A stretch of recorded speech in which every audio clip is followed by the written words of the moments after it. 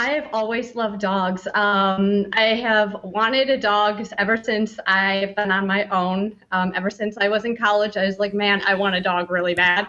But I knew that it was a bad idea to get one in college because I didn't know where my life would end up. So I made it a priority to make sure that I was financially secure and secure in my residence. And but we call our dogs our oopsie babies because we rescued them when um, they were unplanned for the most part.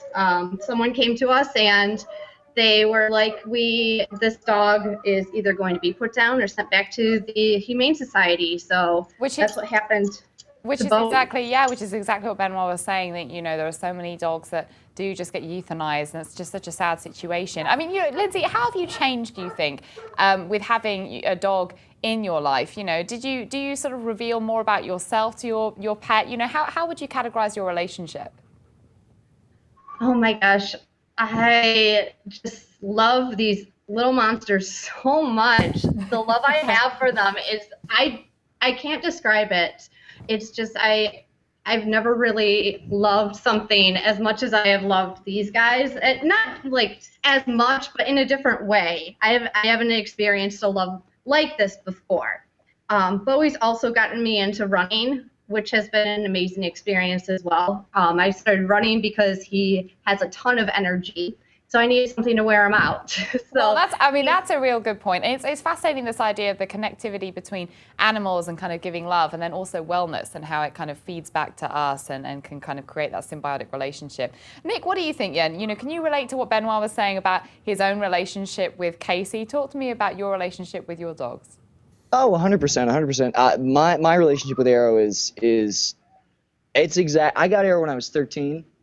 And now I was going through some tough things when I was young, and he was absolutely a dog that I could confide in. I would take him up to my room with me every night. And I mean, there are times, it might feel a little silly looking back on it, but there were absolutely times when I was just having sort of one-sided conversations with Arrow, and it was really very therapeutic. And so Nick, what tough times? I mean, you were talking about it being therapeutic. What were the tough times you were going through? How did having Arrow there help?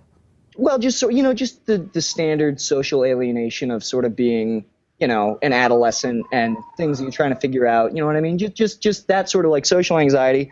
And that's the great thing about a dog, is a dog's never going to judge you for any of the things that you don't like about yourself or any of the things that you feel are your weaknesses. Dog just loves you. He thinks you're the greatest guy in the world. And I think he's the greatest guy in the world.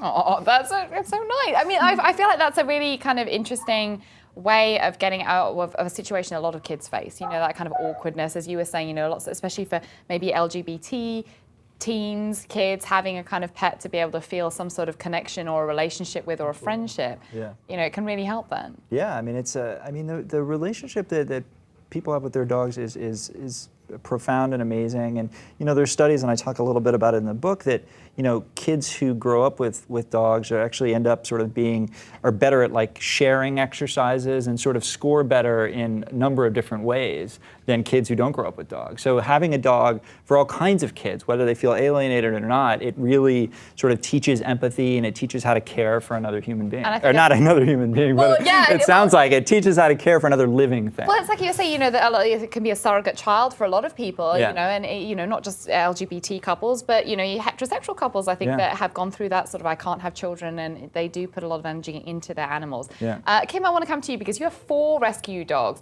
so I think that makes you a saint. So tell me a little bit about how that came about, and what about the emotional richness? How's that added to your life in any way? Because I can imagine it can be very challenging. Yeah, I just kind of keep collecting dogs. So, I tell my husband that if it came down to the dogs and him, I would easily choose the dogs over him. So, but, like Jimmy that you can see on camera right now, he is, we rescued him when he was a year. I mean, we got him 3 years ago, and he's probably, 10, 12, and his family just gave him up. Some people seem to think that, having a dog is an option, or, once you have a baby, you replace the dog with the baby. And, for us, like, my 4 dogs are, they come to work with me. I own a marketing agency. They come to work with me every day. And they're like my kids, but I think they're better than kids. Like, I don't want kids. Why are they better than kids, Kim? Why do you think dogs are better than kids? Because they're not annoying, so there's that. They think, I don't know, I think they're more in tune with your emotions than children are, and for me, I'd much rather spend my Friday night with them than, hanging out with a bunch of children. So, and we made the conscious choice to have dogs and not kids. And for us, I don't know, they're like humans. They're part of our family.